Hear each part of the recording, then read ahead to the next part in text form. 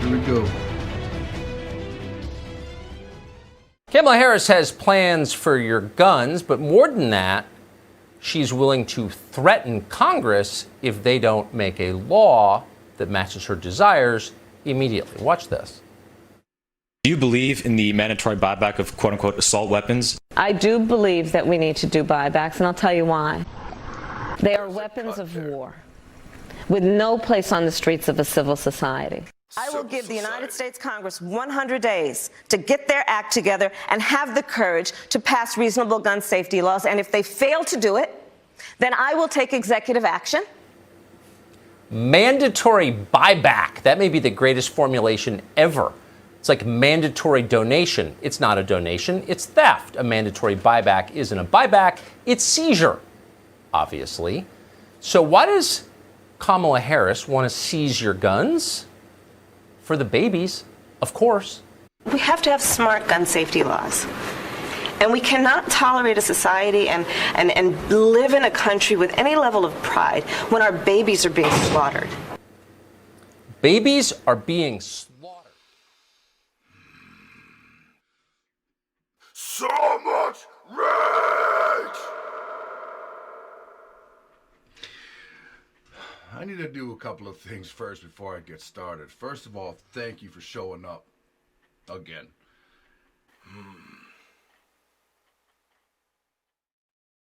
You had mentioned their weapons of war. Well, what does this look like?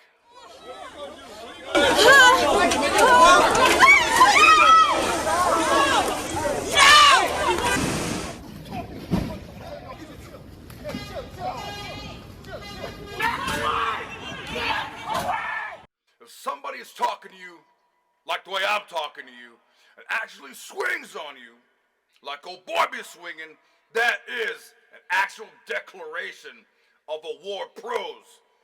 So what is that gun needed for? What is that self-defense needed for? Situations just like this. And you want to talk about a civil society. Well, this does not look like a civil society no longer, does it? Under democratic rule, under your oppression, and your withdrawal of any dignity, of any civility, of any authority, of any parenting. Anything that has to do with law and order, justice, judgment, subtlety to the simple, wisdom and knowledge, right? All that's going away. Can I get a witness? Don't you let them. Because you see, these people have an agenda. And their agenda, one of the things, is to get rid of the church. To get rid of the church. To have abortion on demand. To the promotion of all things LBGTQ. You know, Kamala Harris, she's running for the vice presidency. I call her Miss Lock Up a Brother, for when she was the AG in California, a Negro knew, a black man knew that he was dead in the water. He was dead in the water. Matter of fact, you don't need a trial. You might well go into jail if you appear before her, because she took pride in locking up black folk.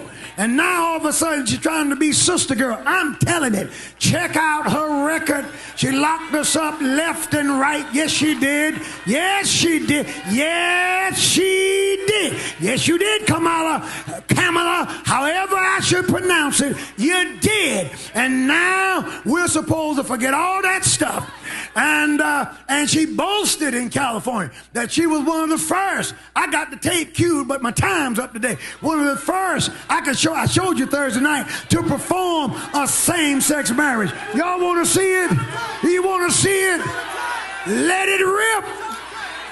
Let the rings exchanged and the vows declared symbolize your commitment, sincerity, and affection. Yeah. And may your love never falter. May your love never falter. By virtue of the power and authority vested in me by the state of California, I now declare you spouses for life.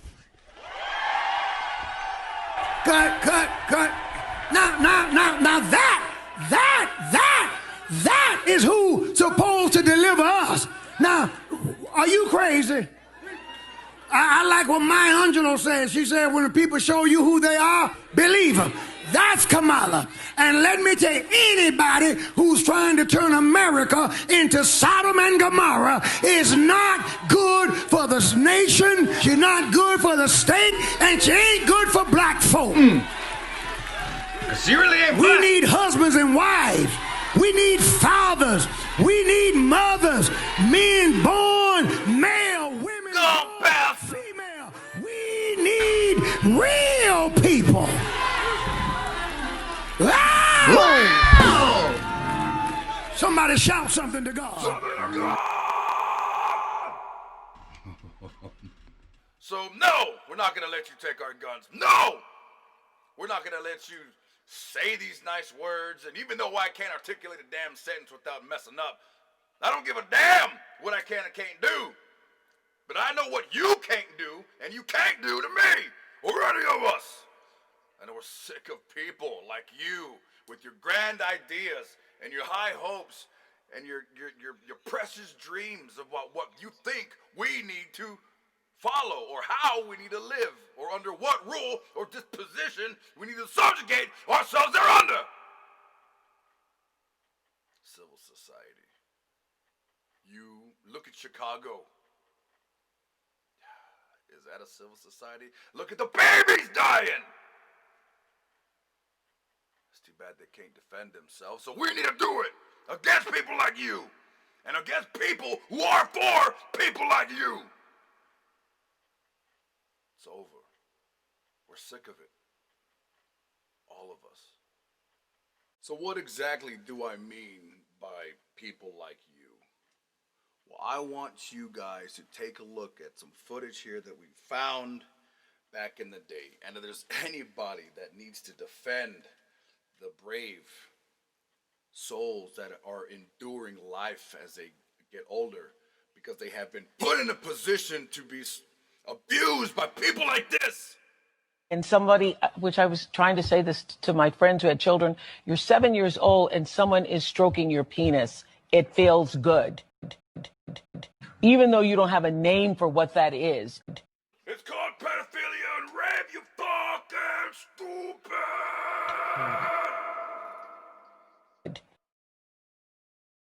And when I first said this years ago, people were like, you're crazy because...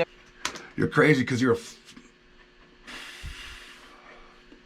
Because everybody wants to believe it's like sexual assault and you're being thrown up against the wall and you're being raped. And I have said for years, if the abuser is any good, you won't even know it's happened. You will be in it and you won't even know it's happened. And if the abuser is any good, he or she is going to make you.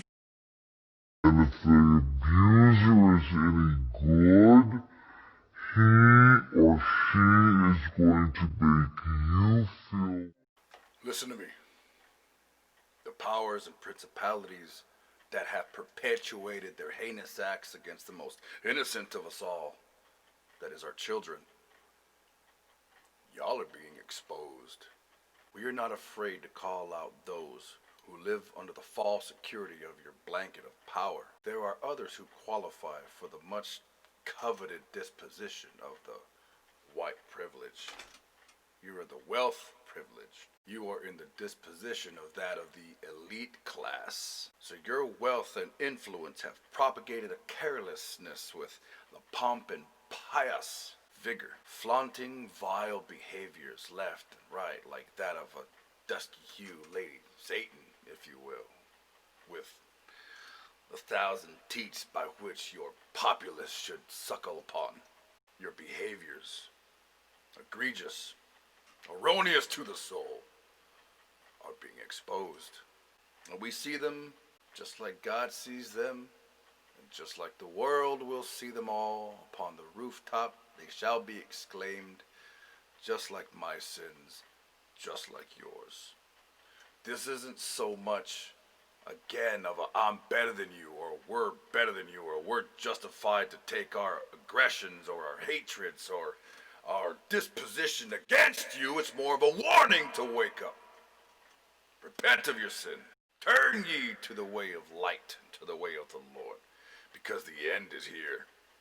The end is nigh, and it is now. The kingdom of heaven is available for you to take hold, to receive, upon which your life can turn and be illuminated to illuminate others. Call it good energy, call it whatever, I call him Jesus. Nevertheless, you reap what you sow.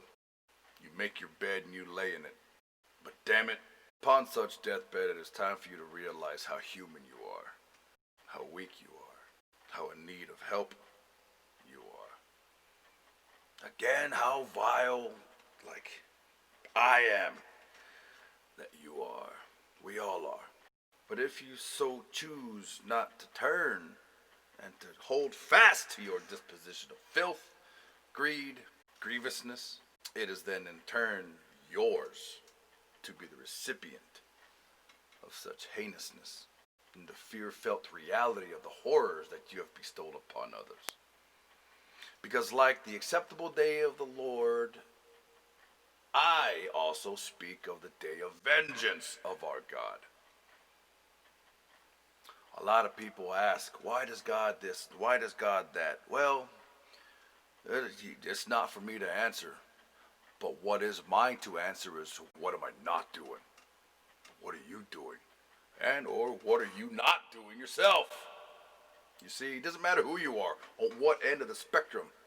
The only thing that matters is the preciousness that is in the innocence of our children and their precious hearts and their tiny souls, their light that illuminates their smiles, that extol. And then we see time and time again that these children are being taken too early. And yeah, because of gun violence, in some cases. It's the character, it's the soul, it's the viciousness, the heinousness of adulthood. Without a regard, without care, without a concern for the little ones inside houses. If you decide to do drive-bys, break-ins, the scoundrel sins against us all by nodding their stupid head in agreement. Yes, yes. But going back to what Beneja was saying about the 7-year-old stroking and the scoundrel, the sin of the scoundrel that bestows its own viciousness upon ourselves as children. And how stupid in agreeance you are with your dumb head nodding. Like, oh yeah, because it didn't happen to you.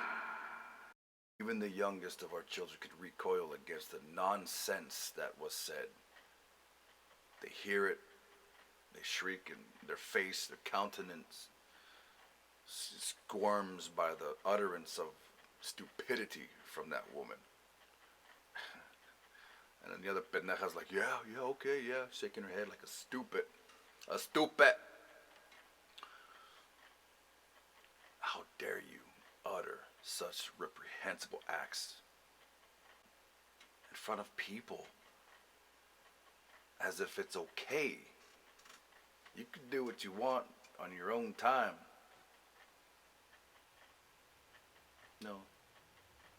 No, you can't. Not on my time. Not here. Not at my disposition. Not in ours.